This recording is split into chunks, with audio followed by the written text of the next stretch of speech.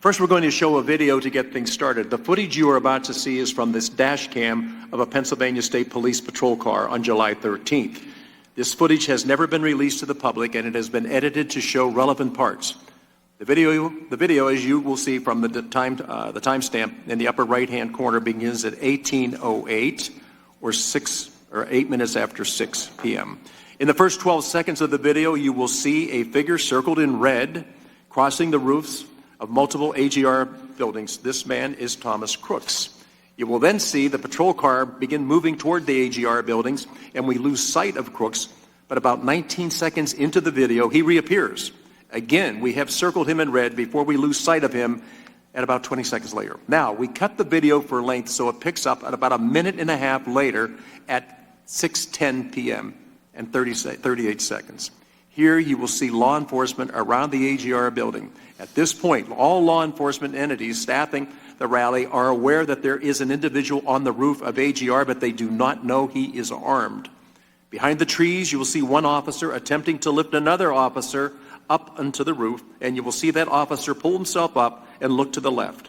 According to that officer's interview with the task force, he sees Crooks with the long gun, and Crooks turns and points the weapon in his direction.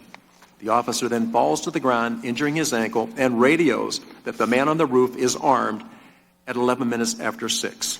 That portion of the video ends here. We know that the first shot from Crooks is fired just 32 seconds later. We will play the video now.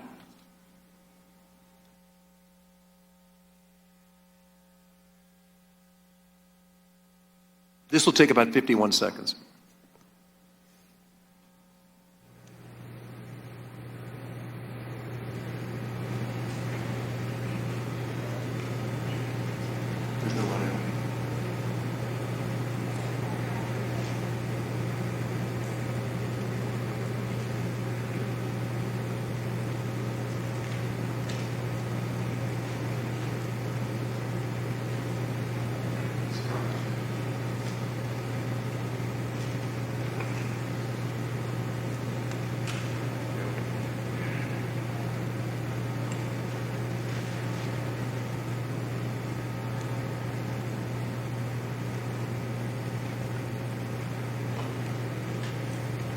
I realize it's hard to see some of this, but so Crooks, as he makes his way across the roof, this is, by the way, a Pennsylvania State Police cruiser, and it has the dash cam. So you're able to see some things that nobody else was able to see, but I know it's difficult. Lieutenant Harold, I'm going to direct the first line of questioning to you, since this is state police footage. Footage and evidence show that Crooks was on the roof of the AGR building for over 3 minutes before shots were fired. Lieutenant Harold, please describe those few minutes leading up to the shots fired from your vantage point. My position when the shots were fired, I was behind the stage. I can't answer to any questions regarding Mr. Crooks on the roof because I did not have that information. I was behind the stage. It was very loud, and if it was transmitted over our portables, I did not hear that. But I had returned to my car briefly once the former president had taken the stage to retrieve a cell phone that had FirstNet, and then I was returning back to the stage when the first shot rang out. Officer Blasco, same question.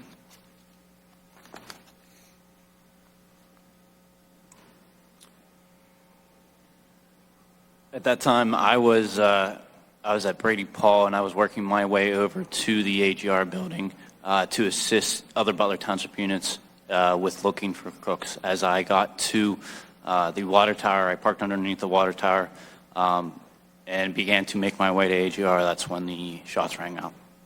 Thank you. Commander Lenz, you were reportedly the first person to call out shots fired over the radio. Were you aware that someone was on the roof or that he was armed prior to the shots being fired? Also, please describe those few minutes leading up to shots fired from your vantage point. For the first two questions, yes, I was aware through radio traffic that there was somebody on the roof and also that he was armed. The first report that there was somebody on the roof came on a different radio channel than the tactical units were operating, which would be PD Ops 3.